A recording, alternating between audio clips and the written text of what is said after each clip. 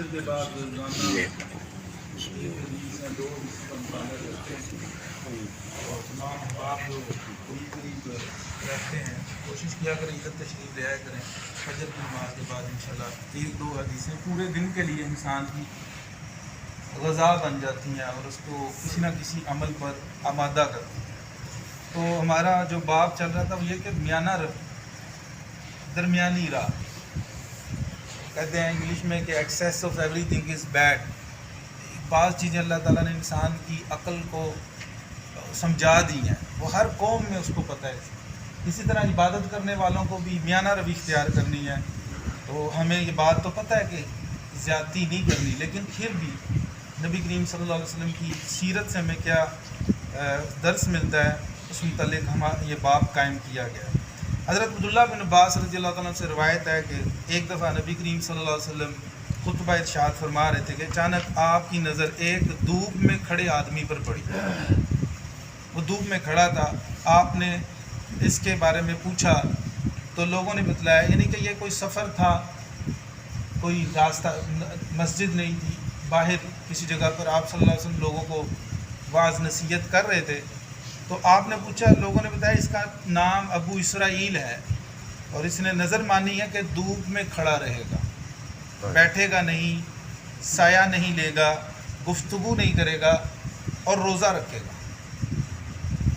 اچھا، یہ ہمیں سمجھ میں آتا، پتہ نہیں یہ کتنا مطلب عجیب کام ہے جو شاید کوئی کسی نے کیا ہو، لیکن اگر آپ تاریخ کے اوراق اٹھا لیں یا آپ یہ نیٹ پر سرچ کر لیں تو آپ کو ملے، ابھی بھی ایسی قومیں موجود ہیں، ابھی بھی ایسی قومیں موجود ہیں، خاص طور پر بدھ مت میں، جو یہاں انڈیا میں بھی پائے جاتے ہیں، چین میں بھی پائے جاتے ہیں۔ تو ان کی تعلیم یہ ہے کہ اپنے آپ کو بڑی سختی میں رکھنا ہے، بڑی سختی میں رکھنا ہے، حتیٰ کہ وہ رات کے اندھیرے میں چلنا منع ہے۔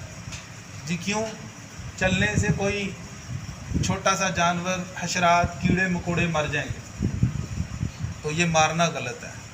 اچھا جی، اسی طرح جسم کو زیادہ دھونا منع ہے، کیوں جی؟ جراثیم مر جائیں گے۔ اسی طرح وہ جوگی بن کر بیٹھے ہوئے ہیں اور پتلے پتلے ان کی ہڈیاں نکلی ہوئی ہیں اور کئی سالوں سے، ایک کے بارے میں سنا کہ اس پتہ نہیں کتنے سالوں سے وہ کھڑا ہے، لوگ اس کے منہ میں تھوڑا بہت ڈال دیتے ہیں تاکہ کھڑا رہے بس۔ تو وہ ان کے تعلیم میں یہ ہے کہ ایسا کرنے سے ایک وقت آتا ہے کہ انسان جو ہے نا اس کو نجات حاصل ہو جاتی ہے، زندگی کے اندر نجات مل جاتی ہے۔ اسلام اس طرح کی کوئی تعلیم نہیں دیتا۔ اسلام کہتا ہے کہ آپ دنیا میں بھی رہو اور اپنی دین کو بھی بناؤ، بلکہ اسلام تو کہتا ہے کہ دنیا میں رہتے ہوئے جو جو حق تم ادا کرو گے ہم اس پر بھی تمہیں اجر دیں گے۔ صحابہ نے کہا یا رسول اللہ، ہم میں سے کوئی اپنی بیوی کے پاس جاتا ہے تو کیا اس پر بھی اجر ہے؟ اپنی شہوت کو پورا کرتا ہے، یہ تو ہم سمجھتے ہیں کوئی اچھا کام نہیں ہے، بس ایک ضرورت ہے، انسانی کام نہیں ہے۔ انسان مطلب اس سے کئی کام ہیں جو اللہ نے اس کے سپرد کیے ہیں، وہ بڑے بڑے اعلیٰ ہیں، یہ تو حیوان بھی کرتے ہیں، تو کیا ہمیں اس پر بھی اجر ہے؟ آپ نے فرمایا اگر تم اس کو حرام پر لگاؤ تو اس پر گناہ ہے، کہاں؟ تو انہوں نے کہا جب تم حلال پر لگا رہے ہو تو پھر اس پر اجر بھی۔ اپنی چیزوں کی حفاظت کرنا، اپنا یہ ساری اجر کے کام ہیں، یہ سارے اجر کے کام ہیں جو دنیا میں رہتے ہوئے ہم، کوئی اپنی دکان سنبھالتا ہے، اس کو پتہ ہے اس کے اوپر اللہ تعالیٰ نے میری روزی لگائی ہوئی ہے۔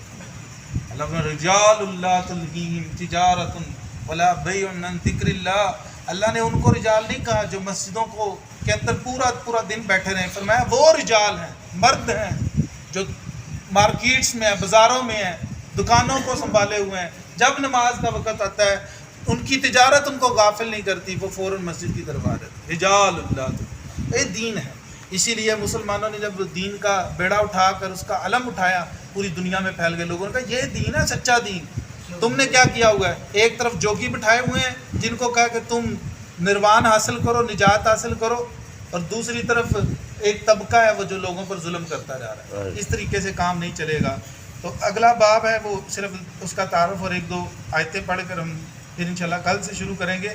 اعمال کی حفاظت کرنے کا بیان، یہ بڑا اہم باب ہے، اس لیے کہ ہم عمل بہت کرتے ہیں لیکن ضائع ہو جاتا ہے، ضائع ہو جاتا ہے. جیسے کہ حدیث میں آتا ہے کہ روزہ بندہ رکھتا ہے تو پھر کیا کرتا ہے؟ غیبت کرتا ہے، چغلی کرتا ہے، آخر کار اس کے پاس بچتا ہے کچھ نہیں ہے. اللہ تعالیٰ فرماتے ہیں ایمان والو، کیا ایمان والوں کے لیے وقت نہیں آ گیا کہ ان کے دل اللہ کی یاد کریے اور جو حق کی باتیں اتری ہیں اس کے لیے جھک جائیں، اور وہ ان لوگوں کی طرح نہ ہو جائیں جنہیں ان سے پہلے کتابیں دی گئی تھیں، پھر ان پر مدت لمبی ہو گئی تو ان کے دل سخت ہو گئے. یعنی کہ کتاب دی گئی، ان کو نصیحت کی گئی اور یہ دل سخت ہو جاتے ہیں. کچھ فطری طور پر بھی ہو جاتے ہیں. انسان جب دین کی طرف نیا نیا آتا ہے اس کا دل بہت نرم ہوتا ہے، آہستہ آہستہ اس کے اندر سختی آتی ہے، لیکن ایسی سختی آ جائے کہ وہ دین سے ہی دور ہو جائے. فرمایا نہیں، دل تمہارے نرمی کی طرف جانے چاہیے. جب موقع ملے تمہارے اندر آنسو، تمہاری آنکھوں میں آنسو آنے چاہیے، تمہارے دل نرمی کی طرف جانے چاہیے. اسی طرح فرمایا ہم نے عیسیٰ بن مریم کو بھیجا اور ہم نے انہیں انجیل دی، ہم نے ان کے پیروکاروں کے دلوں میں شفقت اور رحمت رکھ دی، اور دنیا کا ترک کرنا جو انہوں نے گڑھ لیا تھا ہم نے ان پر نہیں لکھا تھا، مگر یہ کہ رضائے الہی کو تلاش کریں. پھر انہوں نے اس طرح خیال نہیں رکھا جس طرح اس کا خیال رکھنے کا حق تھا. عیسائیوں کے بارے میں بات کی، انہوں نے وہ کام نہیں کیا جو ان کو کرنا چاہیے تھا. تو انسان پوری زندگی یہ سوچے کہ میں کہیں غلط کر کے اپنا عمل ضائع تو نہیں کر رہا.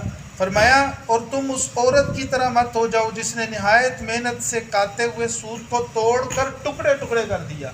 وہ جو سوت کاٹا جاتا ہے، جو دھاگا بنایا جاتا ہے، ساری رات لگی رہی، پھر صبح اس نے وہ اس کو کاٹ کر رکھ دیا. فرمایا اس طرح مت ہو جانا.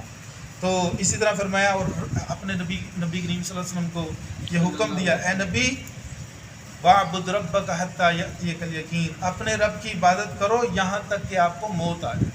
یعنی کہ اس وقت تک عبادت کرتے رہنا ہے جب تک انسان کو آخری لمحہ، جب تک فرشتے نظر نہیں آ جاتے تب تک اپنے عمل کو ضائع نہیں کرنا. اللہ تعالیٰ سے دعا ہے اللہ تعالیٰ ہم سب کو استقامت نصیب فرمائے اور عمل کی توفیق عطا فرمائے. آمین.